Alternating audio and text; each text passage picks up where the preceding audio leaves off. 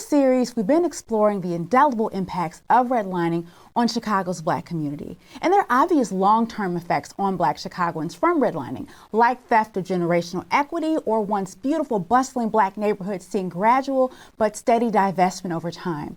But what about the very immediate short-term consequences of redlining on Black neighborhoods, like traffic cameras? Now, you may be wondering what traffic cameras have to do with redlining outcomes. Well, to help make that connection more clear is today's very special guest. Before we get to them, though, I should say that I'm Sylvia Snowden. I'm a very proud employee here at KNTV, and I'm thrilled to welcome to today's program reporter Emily Hopkins of ProPublica. Hello, Emily. Hi, thank you so much for having me. You know, it is our great pleasure to have you because you have done some really phenomenal reporting on this topic, and we appreciate you making the time to be here and just share what you found with our viewers. So thank you for that. Of course. Okay, so what I'd really like to do is just jump right in here, and I don't want to overhype it, but the article is so good that if you are at home and have not read it yet, I definitely encourage you to check it out. Emily has worked on an article called Chicago's Race-Neutral Traffic Cameras Ticket Black and Latino Drivers the Most, again by Emily Hopkins and Melissa Sanchez of ProPublica. And it's really fascinating reporting, so I encourage you, if you had not read it yet, to definitely check it out. But since we have Emily here, she is going to tell us some really awesome things that she learned while doing this. So I want to just kind of start at the very beginning. Emily, how did traffic cameras end up in Chicago? Who brought those to us? Sure. So the first traffic cameras were introduced in 2003 under Mayor Richard Daley's administration. And those were red light cameras. And about 10 years later, Rahm Emanuel introduced speed cameras. And so those are the two types of cameras currently issuing tickets for red light violations and for speed camera violations. Okay, so when Mayor Daley first brought red light cameras to Chicago, what explanation did he offer the public as to why those cameras were necessary? What did he say? Absolutely. So we looked back at the clips at the time, the newspaper clips at the time, and he essentially said something that we hear from every mayor pretty much since his administration, that this was about safety, about improving safety on the streets. And I think one of the things he specifically says, we can't have a police officer on every corner, watching traffic, making sure people are following the laws. So he said this is all about the safety of pedestrians, safety of other drivers, safety of everyone. Is about his exact quote back then. Okay, so you said it was about safety. You said that every mayor since has also said this is about public safety. And so because I don't want to take anything for granted, may I ask you to just explain to the folks at home how red light cameras or how speeding cameras work? If you see them on the street, what do they do? Yeah, absolutely. So essentially these are devices that take a picture of your license plate and a short video of whenever they detect what they think is a violation of the law. So if the cameras believe they detect you running a red light or they detect you speeding 6 or more miles above the speed limit, they will take a picture and a small video. And then that video is sent to a company that operates the cameras for the city.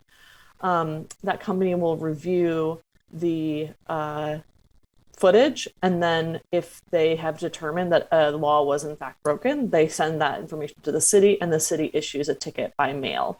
So I'm sure many people in Chicago have driven around the city just to, however many weeks later, receive an envelope in the mail that says that they've run a red light or that they've sped. I see. And you said this was done supposedly in the interest of public safety. So I'm curious to know if the cameras have actually helped improve safety at these intersections. Have they been effective in that respect? So our investigation doesn't do any, independent analysis of that question. We tried to focus really on the financial impact of the tickets. However, when we survey the existing literature, the sort of studies that have been done by the city in different places, even in Chicago and beyond, there seems to be a general consensus that there is a safety improvement after cameras are installed. I think there's a lot of debate on how much like that improvement is, if that improvement is worth the cost of the tickets and the debt and bankruptcy that can be amassed when those tickets are given out. But there is, the short answer to your question is that there is generally a sense that these devices do make streets safer for motorists, pedestrians, cyclists, in general. Okay, now, according to your article, in addition to perhaps improving public safety, they also did something else. Can I ask you to speak to what the cameras do for revenue generation in the city? Yeah, of course. So obviously, the mechanism that the cameras use to try and influence people to stop speeding or to change behavior, essentially, is to impose a fine. So for 6 to 10 miles above the speed limit, that's a $35 fine. 100 or 11 miles per hour or above, or if you're running a red light, you'll get a $100 fine. Now, over the last 2 decades, that has amassed more than $1 billion for the city, which is obviously, a significant amount of money. So, and this is coming from the pockets of everyday people in Chicago. Yeah, no, $1 billion, that's big paper. We can't argue with that. And right. You have a line in your article that I'm going to actually look down to read, if you don't mind, because I'd love for you to explain a little bit.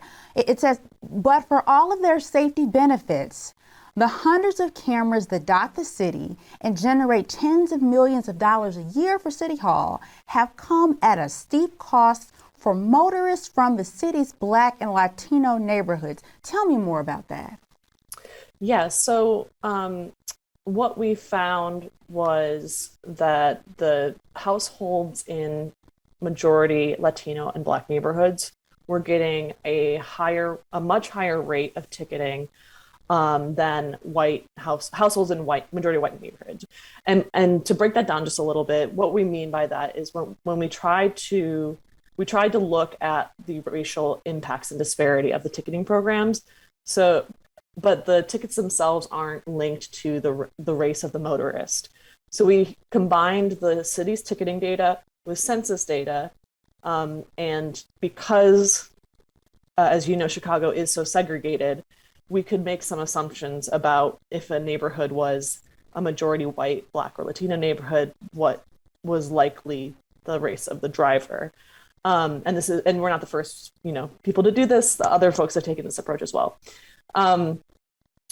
Essentially, what we found was that households in Black neighborhoods had more than twice the ticketing rate of households in white neighborhoods, meaning over a 5-year period, they got an average of 4 tickets per household in Black neighborhoods versus fewer than 2 in white neighborhoods. And you know what's fascinating about that? Even though you said that this program had targeted or had impacted Black and Latino motorists more, you made sure to note that the program had been particularly punishing in Chicago's Black community. Now, I'm not going to say it. I will let you tell it. But can you tell our viewers how much money you believe Chicago's Black motorists have paid in tickets and fees and fines since this program was rolled out? Yeah, and just to be super clear here, from the story, we looked not only at what those neighborhoods had paid, but also just what they had been fined to begin with. Because we know not every fine has been paid, but just because it hasn't been paid doesn't mean there isn't harm. Those lack of payments turn into bankruptcies and debt. So essentially, we found that over the course of 15 years, that Black zip codes in Chicago had been hit with $500 million in penalties. So that means that they have received the tickets, fine, and then related late fees that added onto that. And all of that added up to that amount of money over 15 years. $500 million. Mm-hmm. Black Correct. motorists have paid. Now, because you said that the program has amassed about $1.3 billion since it launched. So it sounds like Black motorists have paid half of that. Well, again, I just want to make the distinction that Have been um, fined. it's have been fined. So that's not the amount that they've paid; it's the amount that they've been fined. But again, just because it's not money necessarily taken directly out of the pockets of folks in these neighborhoods. There are consequences to not paying those. There's over years there's been lost suspension of licenses, boots on cars, cars getting impounded. So it's a little bit harder to put exactly a dollar price on what Black neighborhoods have really paid because those consequences can't necessarily be measured when you have the fallout from both paying and not paying, if that makes sense. Yeah, but about $1 billion amassed, and Black folks have accumulated. I mean, that is remarkable. Um, so of course, you read something and you think, well, gee, are there more cameras in Black communities than there are in white communities? Was that happening? Well, when we look at the cameras, we find them roughly evenly spread across the city. We don't really see a heavy concentrations of cameras, for example, on the south or west sides. So that was what we thought maybe could explain the disparities, but we had to end up looking at a lot of other factors, and it wasn't really camera placement that was explaining it. Yeah, and I'm sure, and I don't want to make any assumptions, obviously, but you didn't find anything that would suggest that Black folks are predisposed to speeding. I'm assuming just so nothing inherent or genetic that suggested that you like to speed.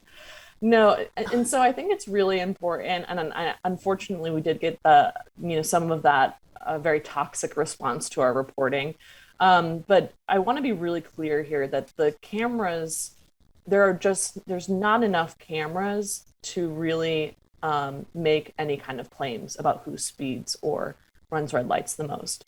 And I think my best example for this is some reporting. There was a report on by the Chicago, or sorry, it was by a report produced by the Illinois Department of Transportation, looked at Lakeshore Drive and found that about 95% of people speed on Lakeshore Drive. And there are no cameras on Lakeshore Drive. Statutorily, they can't put cameras there. So I think that you know, I don't know how many square feet or square miles Chicago is. Chicago's a very large city with lots and lots of roads. 300 small stretches does not really give you enough of a data set to make any claims about what you just mentioned. This is just where people are getting caught. Yeah.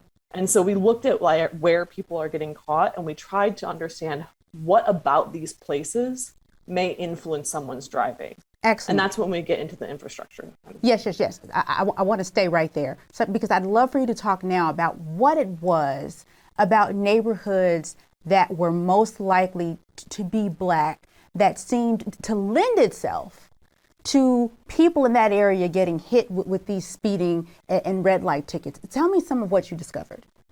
Sure. And I just want to plug here that our some of the things that we found were also found by University of Illinois Chicago researchers who were simultaneously looking at the same things.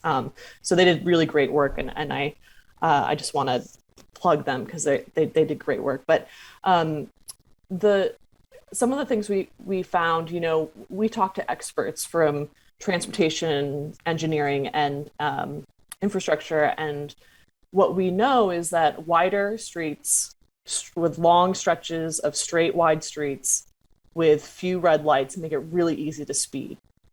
If a camera is on that road, you're probably going to catch more people speeding. And we know historically that those roads built to take people through neighborhoods, have been built in historically Black neighborhoods. We also know that freeways have erased neighborhoods due to the urban renewal, and Black neighborhoods in particular. And what we also find is that the entrances to freeways have a higher incidence of red light camera tickets. Those are the most active cameras are near freeways.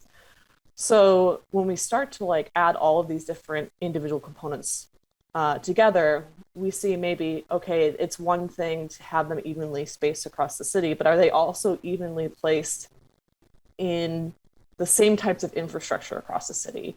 We didn't do a specific analysis of every single camera location, but we did find that for, you know, the most active cameras, the ones that ticket the most, they tend to be in wide roads, and you know, I think about 6 out of 10 of them are in Black neighborhoods. And the opposite is true when you look at the least ticketing cameras. And I think, you know, the example we point to, if I can, is you know, a camera located off of Horner Park on the city's north side that has a cement pedestrian island, lots of pedestrians. There's a park on one side. There's paint on the road. There's, you know, lots of signs, 2 lanes, one going each way. That speed camera issued 5 tickets in 2020. And when we look at another camera in the Pullman neighborhood, it's right next to an industrial site, 2 lanes going each way. You know, there's only sidewalk on one side of the street. There's a crosswalk, but no pedestrian median. That camera in 2020, the same year, issued over 22,000 tickets. Mm-hmm. So we start to kind of like ground truth some of the things that we know about infrastructure and the camera ticketing program when we see the differences in these numbers. So the topography of an area can compel somebody psychologically to speed or to run through a red light or to slow down. Is that what you're saying? Yeah, I think, you know, what research shows us, and I think someone, a fines and fees, a woman who heads up the Fines and Fees Justice Center said it really well, is that we drive intuitively. So we're going to drive the way the road signals us to drive. So if you see a speed bump, you're going to slow down. If you approach a roundabout, you're going to slow down. If you have a longer yellow light to prepare you to slow down for that red light, you're going to probably slow down, rather than if you have a shorter light, then you might kind of try and get through it or not have enough time to slow down without getting rear-ended. So all of these things sort of have an influence on it, on the way we drive, for sure. Now, here's where it gets really interesting. Because it's not as if the city doesn't know what you found. They know that Black people are hit especially hard by this program. Mm-hmm. And yet they haven't dialed it back. In fact, they just ratcheted it up by lowering the rate at which you had to speed in order to get a ticket, correct? Right. So that's a component of our story as well. We know that in 2021, or rather I'll just back up a little bit. Mayor Lightfoot announced in 2020 as part of her budget proposal that she would be lowering the threshold for speed tickets. These are for the $35 speed tickets. And so rather than only getting hit with a $35 ticket if you go 10 miles per hour over the speed limit, as of March 2021, you would start to get hit if you went 6 to 10 miles per hour over the speed limit. You know, so along with those announcements, you know, she also said that they would do a pilot program that is targeted at lower income folks, so that they would have less of a burden of the fines and fees related to camera tickets. So, you know, to credit to her insofar as that's what she's delivered along with this change. But we know that this really drastically expanded the program. And yet at the same time, the city itself was doing research and had preliminary findings saying, you know, that motorists from Black neighborhoods were getting hit the hardest. They had the preliminary research. They were hiring researchers from the University of Illinois Chicago to look at the problem more closely.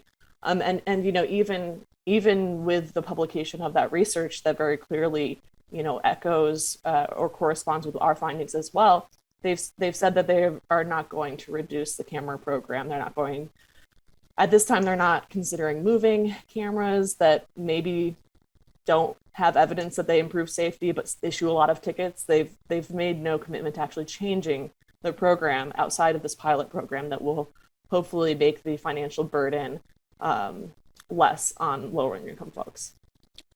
So if the city knows that this program is disproportionately impacting Black residents, why would they keep it if they know that it's unfairly impacting Black folks? You know, we talked in extensively with the city, and they believe that this is a really important tool for road safety, and that the program will continue to save lives. That is what we've been told, and that's what they've said, you know, since 2003. That this is a tool for reducing traffic fatalities. And I just want to be really clear and not minimize the fact that we have a really big problem with traffic fatalities, both in Chicago and across the country. And that problem only got worse during the pandemic. And it's really tragic when someone dies in a vehicle crash or as a pedestrian just trying to get to work or to school. And that the people who are hurt the most in traffic accidents are Black and brown people. And that was going to be my very next question. Are there more traffic fatalities in Black neighborhoods? And it sounds like the answer is yes.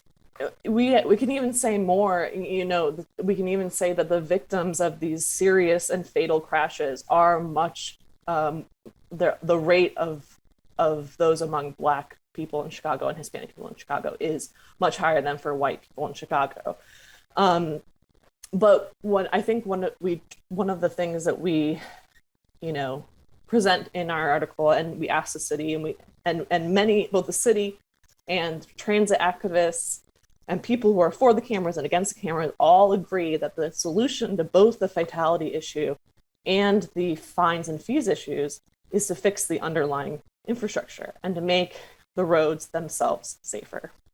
Yeah, and I sort of don't want people to miss that when we're talking about communities that are underdeveloped in terms of not just what you said a moment ago, which I don't want folks to lose sight of. If you see a business, if you see kids, if you see stuff in your way when you're driving, you're more likely to be careful when you're driving. And one of the things we discussed in this series, rather, is the fact that in redline communities, there is not as much development. But it sounds like you're also saying that in addition to that challenge, there's also the issue of just roads and infrastructure. And can you speak a little bit more to that if you can? Yeah, absolutely. So, you know, we built roads for like a capacity that exists, and that capacity changes over time. And the roads that we built in the 50s and 60s, that very much those pathways still exist today, they were not built equitably. And we have not caught up with that fact. We've not really, for whatever efforts that any number of administrations have made, we've not completely caught up with equalizing that level of disinvestment and inequity from decades past. And so what that means is today, every single day, people wake up in neighborhoods with unsafe infrastructure. And this is, there's so much going on, like compounding this, right? Like we looked at the fact that in 2020, when the disparity for traffic tickets actually widened for households in white neighborhoods versus Black neighborhoods, households in Black neighborhoods actually had 3 times the number of tickets in 2020 compared to households in white neighborhoods. Because, and we know this from studies that have come out and from different news reports, during the pandemic, especially during the lockdowns, people of color held essential jobs and had to go to work. They live in neighborhoods that have less access to public transportation, generally speaking. And so they are probably more likely to get into a car. We know from census data that white workers are more likely to walk to work than Black workers. at the same time, in these neighborhoods, you have some generational poverty.